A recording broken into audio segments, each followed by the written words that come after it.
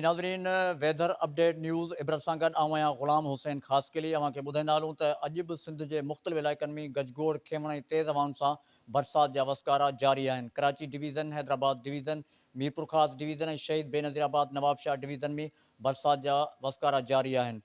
ओभर ऐं ॾखण सिंध में गजगोड़ ऐं खेवण सां तेज़ बरसातुनि जो सिलसिलो वधीक जारी आहे, छो त हिन वक़्तु ख़लीज बंगाल मां हवा जो घटि दॿाउ जेको आहे उहो पाकिस्तान जे सूबे सिंध जे केटी बंदर ऐं शाह बंदर, अली बंदर वारे सामूंडी इलाइक़नि में मौजूदु आहे, जेको समुंड ॾांहुं वधी रहियो आहे, जंहिं करे ॾखण ऐं ओभर सिंध यानी बदीन ऐं थरपारकर, उमरकोट इन्हनि हिसनि में तेज़ ऐं गजगोड़ सां तेज़ बरसाति जा वसकारा जारी आहिनि।